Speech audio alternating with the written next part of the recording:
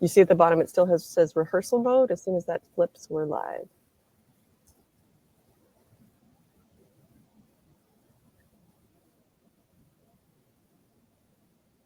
Hello and welcome to our session. I'm Erin Frisbee with Blackbaud Customer Success, and I'm excited to introduce our next speaker. Katie Zoe is Business Systems Analyst, and Dan Korth, Manager of Business System Analysts at the Canadian Red Cross, which helps people and communities in Canada and around the world in times of need and supports them in strengthening their resilience. We're excited to hear about how you improved your processes. And with that, I'll turn it over to Dan to get us started. Well, good afternoon and welcome to our update on Agile importing. Today, I've asked my colleague Katie to join me as we talk about what has happened since my presentation last Dev Days.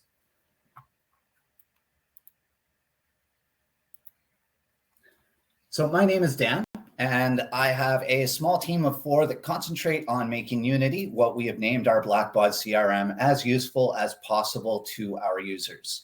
This centers around data inputs and data health, as well as working at unlocking unused functionalities or creating processes. We are a team of builders that work to create solutions that let our fundraisers do their things and the analytics teams do their things by finding a middle ground using technology. I am going to hand it over to Katie now to introduce herself and acknowledge our First Nations.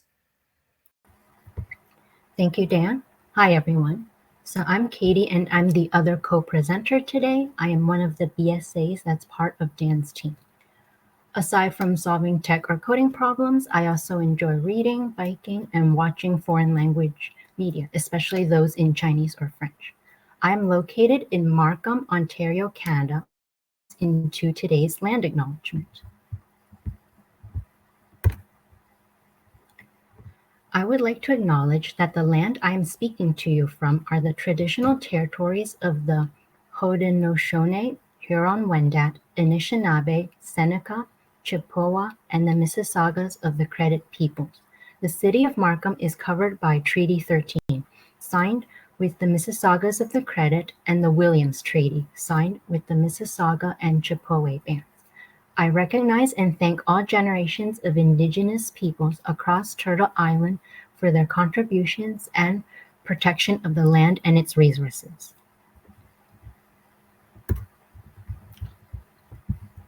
So Copilot has quickly become my new version of Google search, but it can do a whole lot more. For example, I asked Copilot about Agile importing, and on the screen are the prompts that I used, and over at the right-hand side here is the answer. In the context of a CRM system, Agile importing refers to the flexible and iterative process of bringing data into the CRM. Instead of one-time rigid uploads, Agile importing allows for continuous updates. So feel free to read the rest, though we aren't quite at the point of having some variability in our mapping just yet.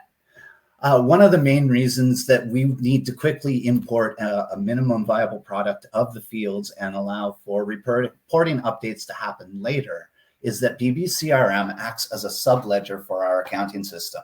The quicker the money is known to be in the bank, the quicker we can spend it on the people who are in need.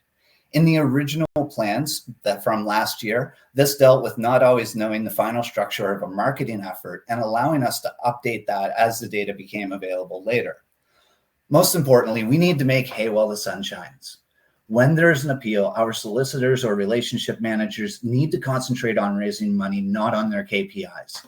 Though we need to quickly be able to add gifts from a finance perspective, we also need to easily update those gifts when the solicitors get back to their offices and do that work that will credit what they've been doing.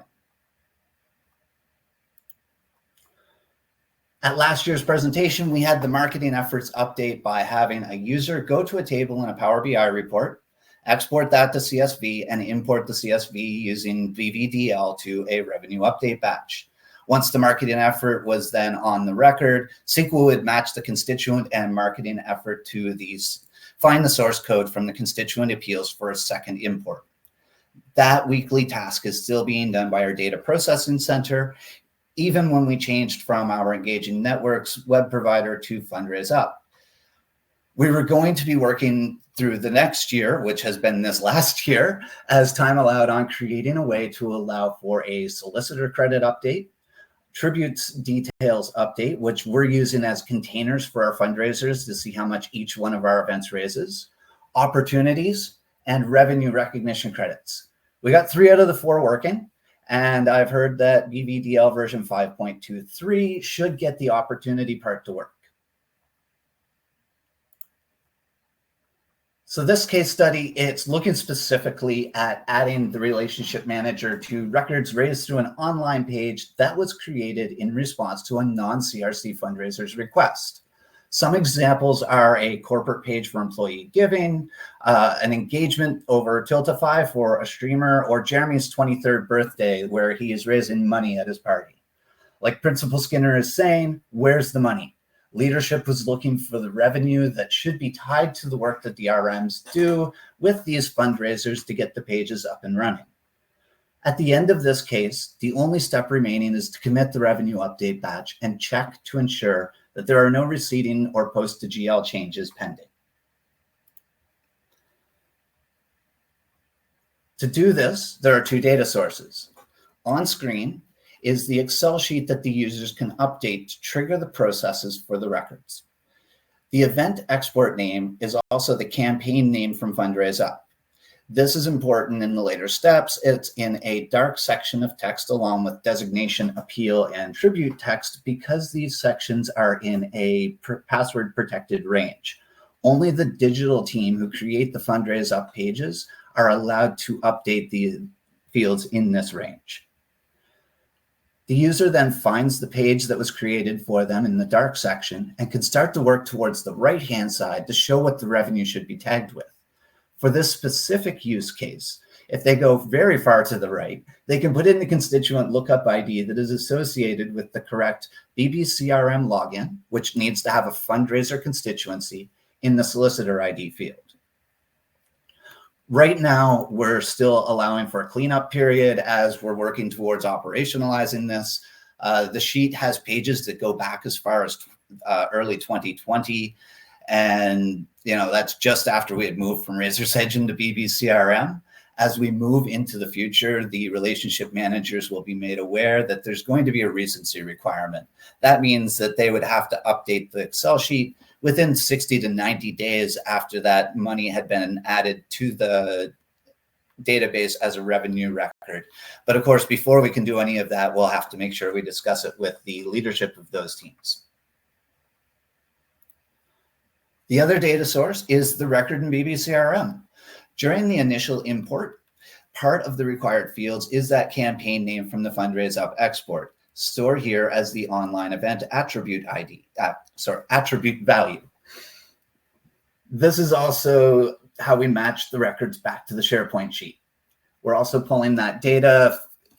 We're also pulling in data about the fields that might need to be updated, like solicitor credits here on the revenue, or campaign IDs, tributes, pieces like that. Then once they all get into Power BI, they'll be compared and diced together. But first, a little bit about our systems. We are Blackbaud hosted in Azure Cloud, which adds a different level of complexity to us connecting Power BI and SQL. So for our team to connect, we use a read-only connection to pull details in the Power BI. So because this could be a very large number of records when we're pulling this through the read-only connection, we normally try to keep within that operational data set, which is newer than 90 days. Anything outside of that would have to be done by a specific request.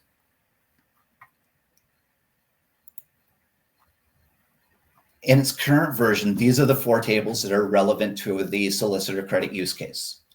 The online portal mapping table is the sheet that the users interact with. This links what should be on the revenue to what is on the revenue. Over in the lower right-hand corner, the Unity fundraisers has all of the constituent records with a fundraiser constituency. It connects to the SharePoint sheet to allow that one solicitor could have n rows on that sheet. Unity Revenue 1 has the main details of the records that are has the main details of revenue records. It is allowed to match end revenue records to one row on the sheet. And this is made possible by that only allow one per record online attribute ID or online event attribute. Unity Revenue 2 contains our split details, including any solicitor IDs. So just looking at this table, I can see a couple of optimizations, but I'm going to leave that more towards the end, depending on how we're doing for time. The other part that Power BI does is it creates a file that will be imported. In this case, the file is created by putting the fields for the import into a table visualization and then filtering so that the solicitor lookup ID in the SharePoint sheet is not blank and the solicitor unique ID on Unity Revenue 2 is blank.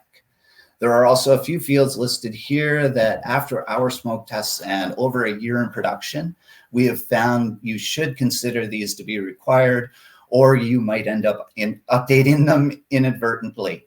This is not all the fields. I believe there are some more that I had on the presentation last year, but either way, if you're going to try this at home, test it first. Power BI report then needs to be published to the cloud in an appropriate workspace for the next steps. I'm going to recap now what we've done so far with this data. First, our data processing center has committed revenue records from online pages that include a revenue attribute for the online event ID. Our relationship managers have added their constituent lookup ID to the online SharePoint sheet for the Fundraise Up campaign ID that match or Fundraise Up campaign name that matches the page that was created for them. Also, we rule that 100% of the record goes to one solicitor, so we don't have to worry so much about what happens if things are changing. Power BI is monitoring our revenue records, and when the records are found that have a solicitor lookup ID in the SharePoint sheet but don't have it in Unity, it adds them to our table. That table, or at least the data that's behind it, is published in a workspace in the cloud that can be accessed from a Power Automate account. I'm going to hand it over to Katie to discuss the next steps on this process automation. Thank you, Dan. All right, so now that we have the table that we want as our import file, we're going to bring that into Power Automate and automate the process. So one of the things we're going to need is the DAX query that produces the final table that we see in Power BI. Instead of writing it out yourself, here's a neat trick where you can just grab it from Power BI's Performance Analyzer. So first, make sure to have the table visualization selected. Then you go to the View tab and then go to the tool called the Performance Analyzer. The new Performance Analyzer pane will open up. You click Start Recording and a new icon will appear in the top right corner of the table visual. Click the Analyze This visual icon. Back in the Performance Analyzer pane, you will see that a new row was added. Click the plus icon to expand the section and then click on Copy Query. This copies the DAX query to your clipboard. If you want to take a look at the query, simply open Notepad or another text editor and then paste.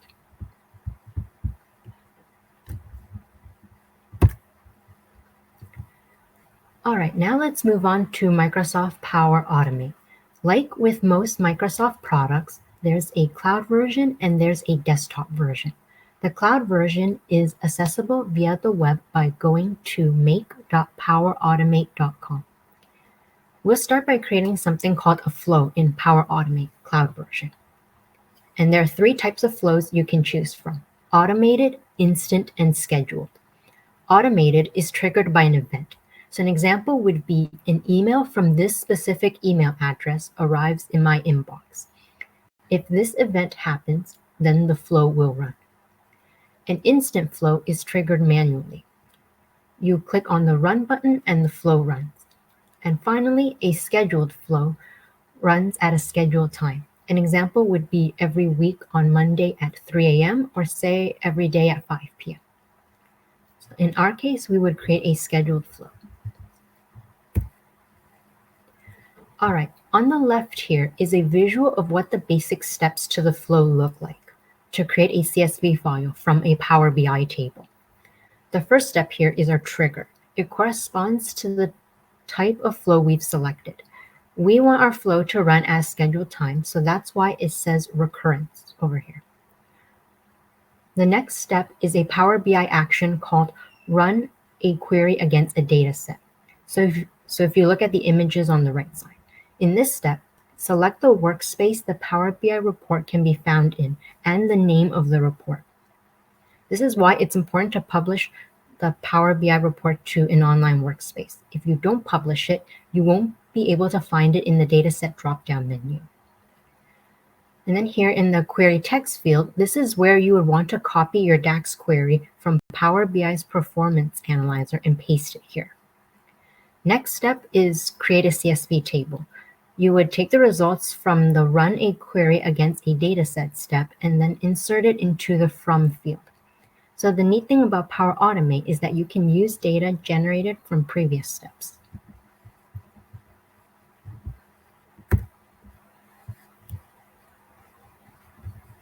Finally, you would create a file in the SFTP. Input the folder path that you want the file to be created in. For the second field, file name, put the name that you want the new file to have. Remember to also include the extension.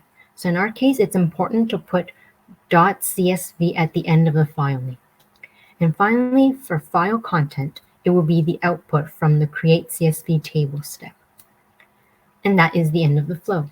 You can save the flow and run it. The expected result will be a CSV file created in the desired SFTP location, as shown in the bottom right screenshot.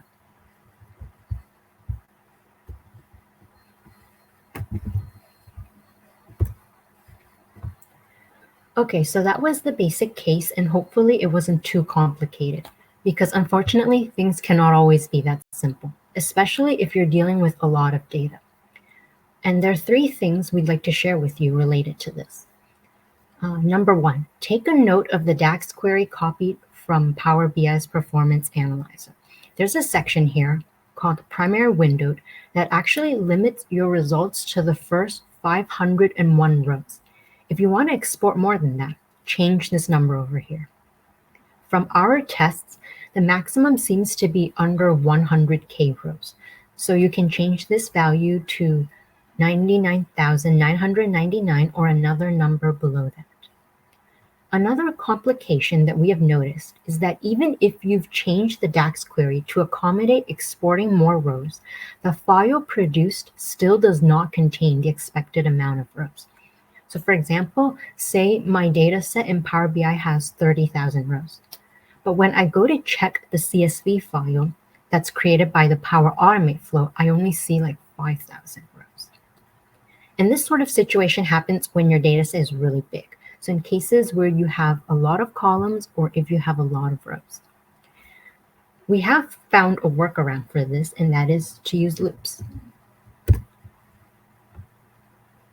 And this makes the flow a bit more complicated. Here's how the flow will change. You will need to set up some variables and use a do until loop.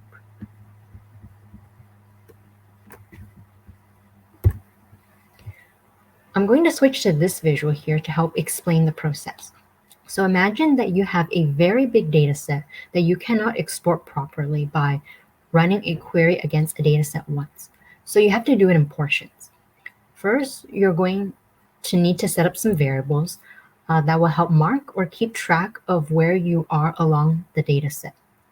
So that's variable 1 and variable 2 in the image. You're also going to set up a main string variable that will hold all the portions of the data set. Run a query against a data set for that first subsection, put it in a CSV table, and then append that string to the overall main string variable. So the loop 1 box you see at the bottom, that is data from the first iteration or the first loop. Then you would increment the counters or variables and then do the process again. So looking at the picture on the left, run a query against a data set for the next subsection, put it in a CSV table, and then append that portion to the overall main string variable. data from the second iteration or the second loop is now included. And then looking at the image on the right now, this would repeat until you reach the end of the data set and the loop is done. When the loop has finished running, you would put the overall main string, so the one containing all the CSV table outputs, into a compose action. And then you would put that in the file content field in the create file step. When you run this modified flow, the resulting CSV file should have the expected number of rows. A note I want to put here is that you might see the header row being repeated for every time a loop has run. There is a formula you can put in the append to main string step that puts the header row in there once and then removes the header row for the subsequent appends. Now, even with loops, there are limits. We have found that the size of the file that can be created in the SFTP via Power Automate is under 50 megabytes. If the CSV file has over 50 megabytes of data, the flow will fail at the create file step, shown in the top screenshot. So keep this in mind. We've also tested creating CSV files in SharePoint and OneDrive using Power Automate. These two can handle a bit more data. The flow doesn't fail until your file size is over 100 megabytes. Okay, now here's the interesting thing. We found a bit of a workaround for creating larger files in the SFTP via Power Automate. You have the compose action, but create the CSV file in SharePoint or OneDrive first. Then use the get file content action. And then finally, use the SFTP's create file action. The resulting file will be created in the indicated SFTP location. If you do it this way, it can handle files that have over 50 megabytes of data but under 100 megabytes. So technically, you can create a file under 100 megabytes in the SFTP, but you need to add some intermediate steps first. It has to go through SharePoint or OneDrive first. And currently, we haven't really found a workaround for files over 100 megabytes. It's a limitation we accepted for now.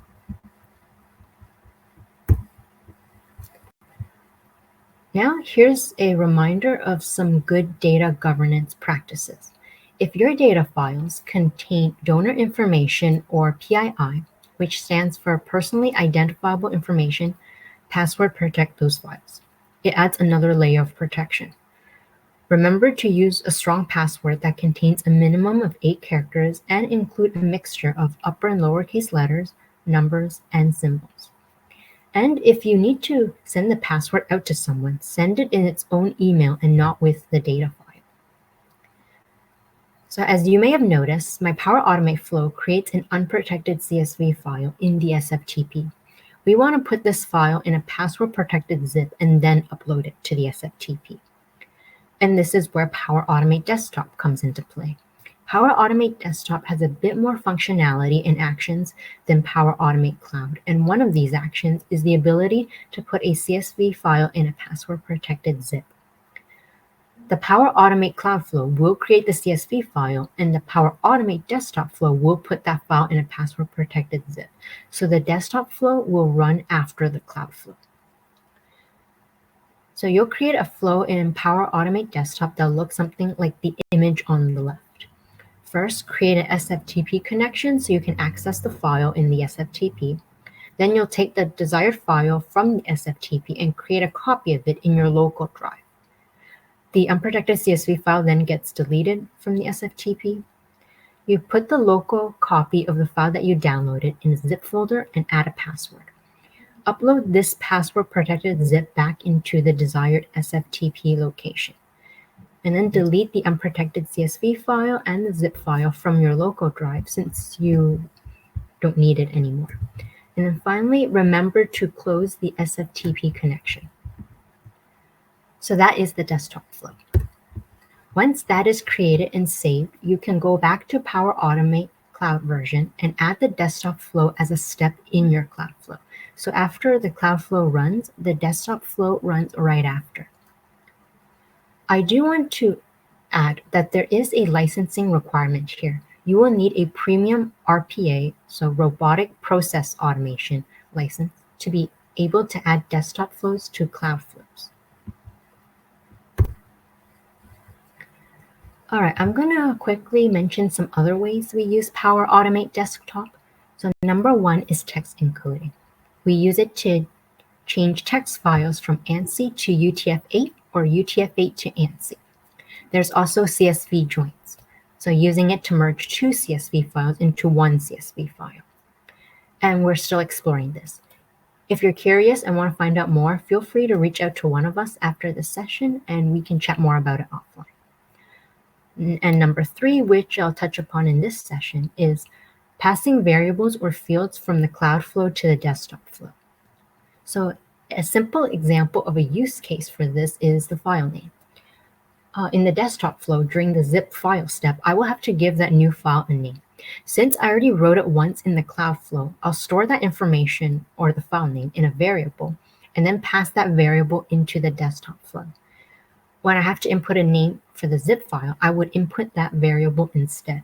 The zip file created would then have the same name as the one I gave the CSV file in the cloud flow. This makes the file name easier to change.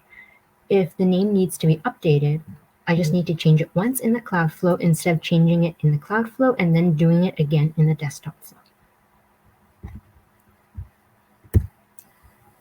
All right, going back to talking about the automation process now. So far, we've used SQL to extract the data we need, brought that data and data from Excel SharePoint into Power BI to format it into a table, and used Power Automate to create a CSV file in a password-protected zip.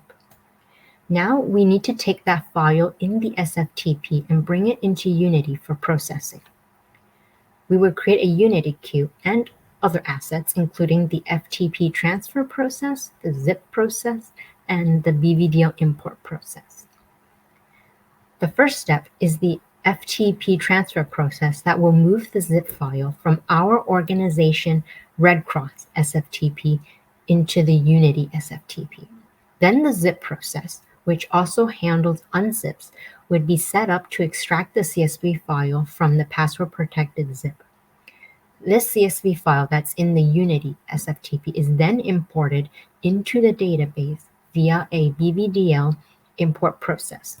The data goes into an uncommitted batch that is ready for review and to be committed. So that would be the automation process. Again, here's the high-level overview. We use SQL to query the data, bring that data and data from Excel SharePoint into Power BI to create an import table, use Power Automate to create the CSV file, and then the CSV import file goes into Unity to be processed. In terms of scheduling, you'll set the Power BI report to refresh, then schedule the Power Automate flow to run after that, and then finally schedule the Unity or Blackbaud CRM queue to run after that. Now I'll pass it back to Dan to talk about some future items we'll be exploring. So what does the future look like? For us at CRC, this comes out as two main steps. We need to optimize our current processes and scaling up that process to do more work for us. So speaking to optimizations of our current processes, here are a few of the items we want to do. And I'm sorry, I'm going to be reading from a bullet point list, so it may sound a little bit robotic or more robotic than normal. While showing the current model, I can see that we're using some SQL stuff instead of using SQL pivot in a few tables, which can be a little bit resource heavy. Also, the original build was designed for marketing efforts, which needed an additional source of the data lake data directly from Fundraise up. And that's no longer needed with this portion. So it would be best to remove that from this data model and clean that up.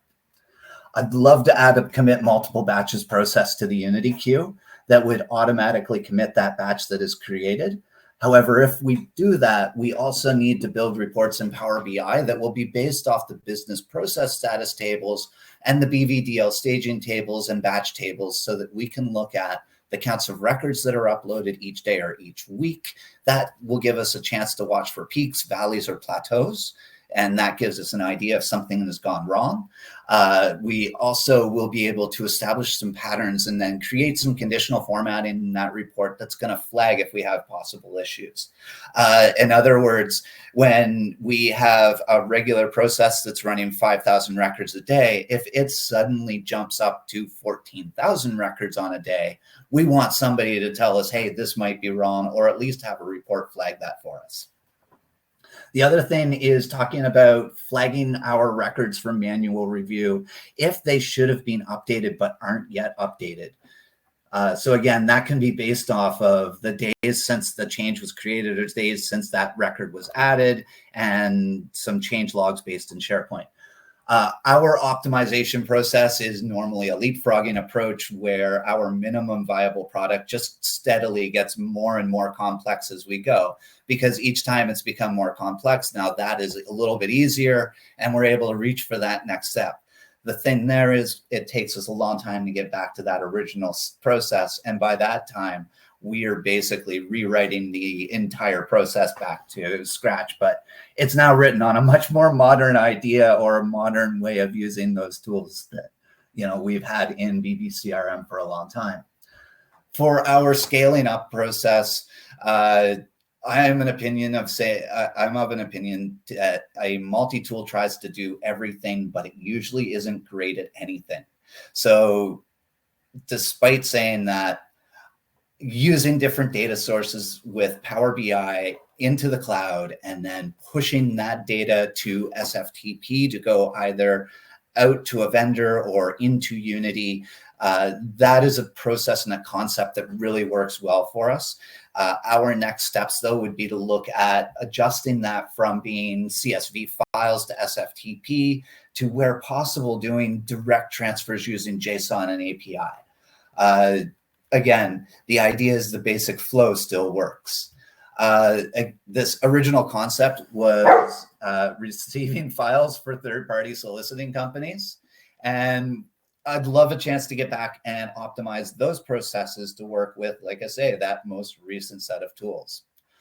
Our internal customers, like the Data Processing Center, could skip that step of exporting a file here, importing it there, and then they would be able to work instead in the batches that are automatically created for them. We also want to explore ways to have our users trigger the Power Automate flows instead of using those as recurrences. Or the user has the ability to add details to a file that might be sent out to one of our vendors through this type of a process. For imports, definitely want to try in the very near future to connect directly from Power Automate Desktop to that Blackbaud hosted SFTP instead of going through the CRC hosted SFTP.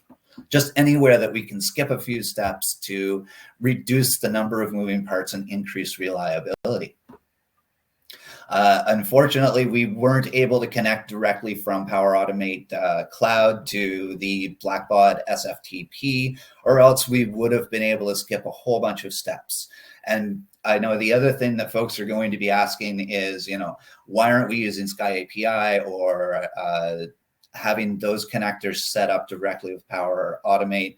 Right now, we are still on an older version of the SSO that's connected through our Azure. We are working with our support teams, the technology group, to upgrade that to a point where we'll be interacting with BBCRM through BBID, which will hopefully open up that ability to have not just Sky API, but connection to the OLAP and a few other things.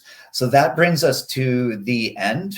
And thank you all for listening. And we still have a bit of time available for questions.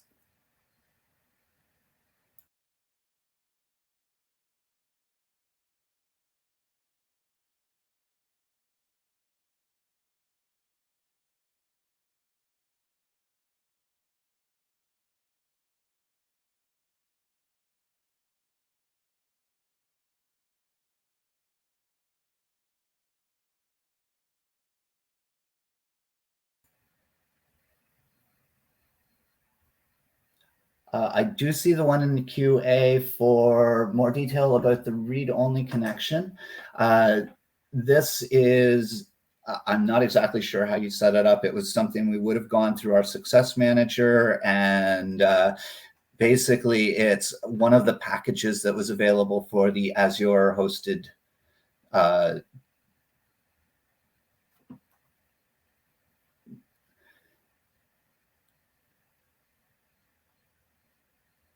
and James, I miss Razor's Edge sometimes. It's got some amazing capabilities where, yes, you can definitely do very similar processes to what we're doing here. The idea is less about the updates happening in BBCRM than allowing people to easily make the updates on the records that are in your Blackbaud product.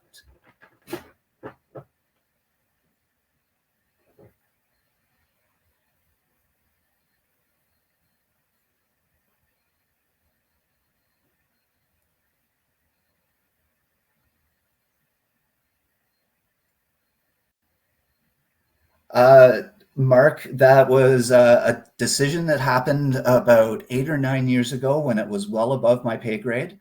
I know one of the big things for us was when we were in, and it wasn't RENXT, it was self-hosted Razor's Edge 7.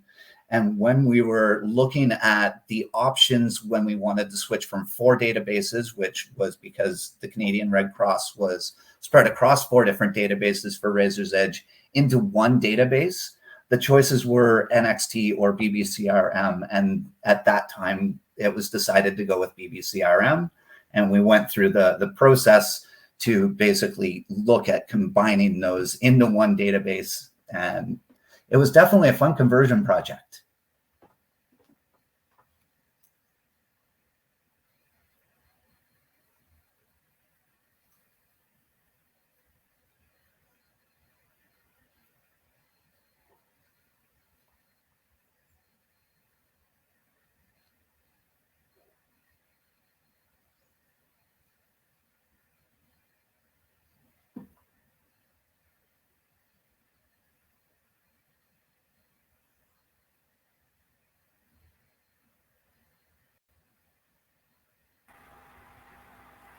All right, so I see a question for getting past the 50 megabyte limit via SharePoint. Let's see, let me go back to slides. All right, I'm just gonna re-pull up the slides here. Oh, sorry. All right, so the 50 megabyte trick applies to when you create the file in SFTP. So if you create it in SharePoint or OneDrive, the limit is 100 megabytes. Okay? But if you want to create a file under 100 megabytes in the SFTP, you just have to create it in SharePoint or OneDrive first, and then you create it in SFTP, and that will bypass that limitation.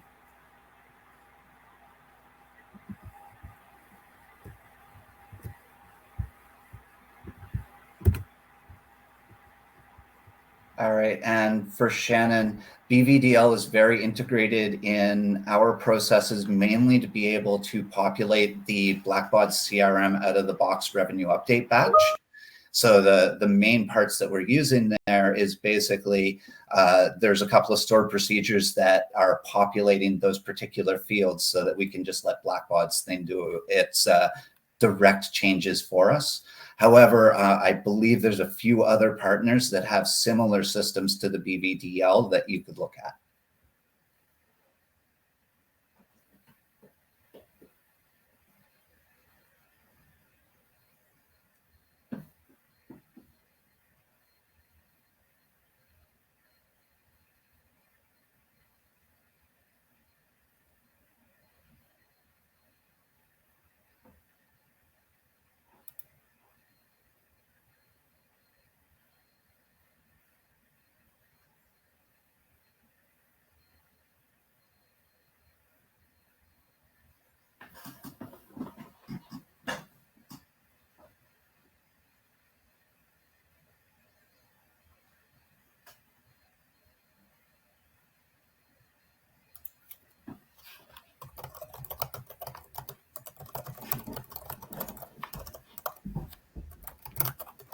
Please continue to ask questions in the chat or in the Q&A I know Dan and Katie will welcome those. I'm going to go ahead and enter in the survey, and that's a kind reminder to please complete the survey. I will launch the survey now, but again, please bring your questions forward in the chat or the Q&A. Thank you for joining the session.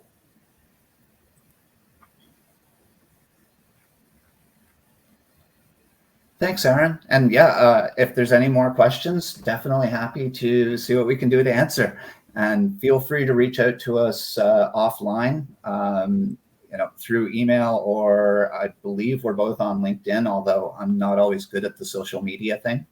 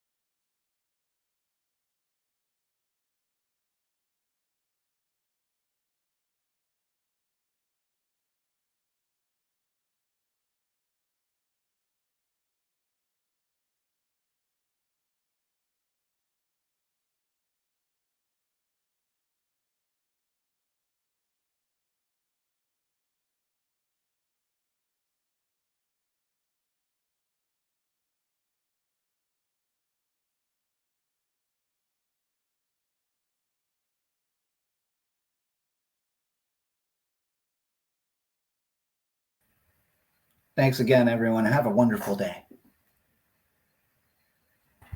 Yes, thank you all, and enjoy the rest of the conference.